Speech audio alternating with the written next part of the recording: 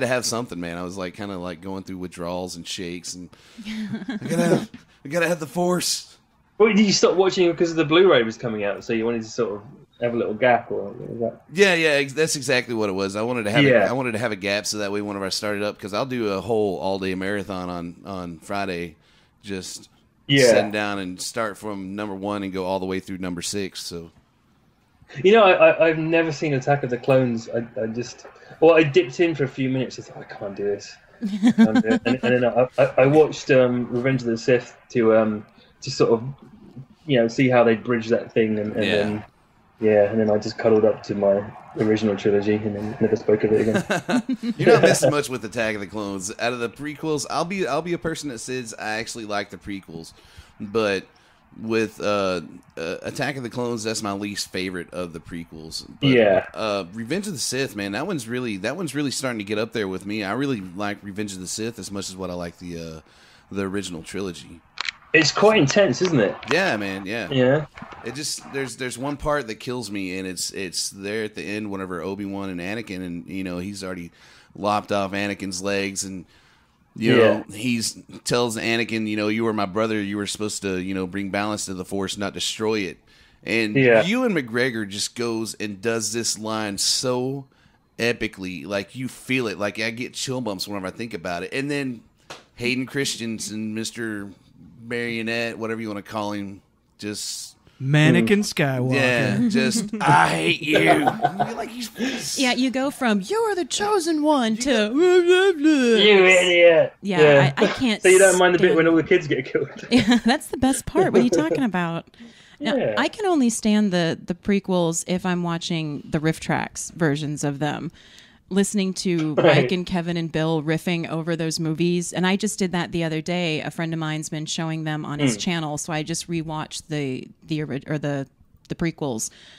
That's the only way I can sit through them, because there's so many things that get under my skin. Like, okay, so they cut off Anakin's arms and legs.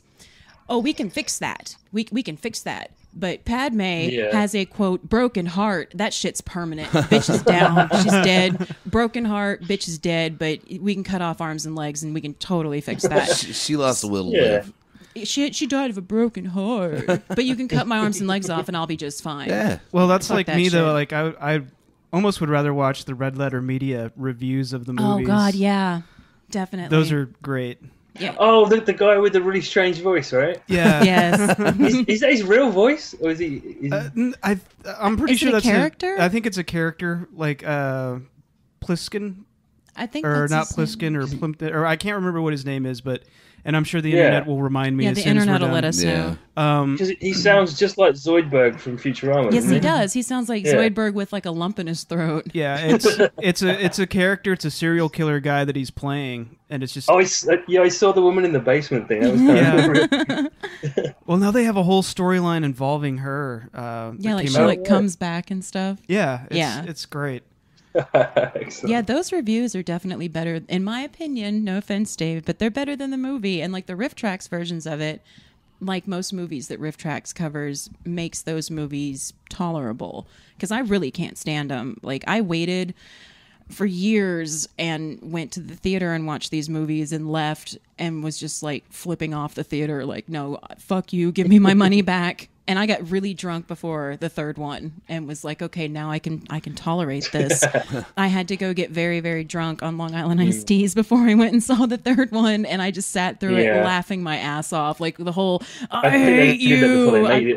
I burst out laughing in the theater. I was like, this is fucking awful. I love the Robot Chicken take on whenever he goes in and kills all the younglings in the Jedi Tower or whatever, and he's like, I brought you home some fresh picked daisies. He's like running, attacking the daisies, like rawr, pulling the heads off and shit. It's greatness. Awesome. So, James, what was your inspiration to cross Winnie the Pooh with Star Wars, pretty much, man? But cheesily enough, I actually had a dream about it, and I woke up and I thought, this makes so much sense. And I thought, well, it would have been done, obviously. So I Googled it and couldn't find anything. So I thought, all right. So, I put a few sketches together and I put them on Facebook, not really thinking many people would dig it, sort of thing. And it got a really good response. So it just went from there, really. And then someone suggested a book, so we did a book. And yeah, very fortunate that all the characters seem to be right there, you know. Yeah. So now, is this all like self-publishing, or how does that work on? Yeah, on yeah. the technical end? I get them all printed and I do the layout and stuff myself. So I mean, there's Titan Books in England are actually looking at it this week, and they have the Lucasfilm license. So you know, fingers crossed, if something comes of that, that would be amazing. But right now, it's just me printing them and sending them out and whatnot. So you might have that opportunity to be like, your movies were shit. I won't say that though because I'm pretty poor. It's like, would you like to do a book about the prequels? No, I would not. No. Of course I would. All right. He's like, hold on, let me get my Star Wars pants on, and I will. Get the pay me pants on is what it is. I have to pretend I'm not already wearing them for that to work. Let me put another pair of Star Wars pants over these ones. I'm doubled up. Special edition Star Wars pants. Re-release. I just got a marker pen and drawn loads of robots and stuff. I was thinking I didn't want to really know what the special edition was. Like, it's best not. Neat little flap or something. Yeah, it's best not. There's a Sarlacc pit at the back. Do you have bounty hunters in your Sarlacc pit? Yeah, little Boba's legs. No. Oh goodness, that's a creative visual I'm having. I just did his legs with fingers, just to sort of. I don't know why I did that. His little wiggly legs. So it's Empire Strikes Back in the front, I assume. Party down the back. Yeah. And I hear you're also a Doctor Who fan. Yes, yeah. I only really got into it maybe like halfway through the Tennant sort of run, and like toward the end, I was really into it, and then Matt Smith came along. Yeah, and it was like watching the end of the Tennant thing. Like, oh, whoever replaces him is going to be rubbish because like David Tennant's the best one ever. And then the sort of 2 minutes of Matt Smith we got, I was like, this guy's rubbish. I can't believe that this idiot with his stupid hair and face. It was like 3 minutes into the new season. That is the best one ever. Yeah. So you are a Matt Smith fan. I like Doctor Who. See, I'm still not on board with Matt Smith. We are probably the only podcast that's like, no. Oh, really? Yeah, I'm still like, I started watching it, God, it was what, like 3-4 months ago? I started devouring them on Netflix. Yeah, well, I think it was pressure from me, and then like my friend Tim kept telling me. Some friends online and stuff like that, and we're like, you really should watch Doctor Who, and now that it's on Netflix, you can watch it. And I wasn't working at the time, so I had all the time in the world. And 3 episodes in, like first I had put on Facebook, okay, I'm going to do it. I'm going to watch Doctor Who.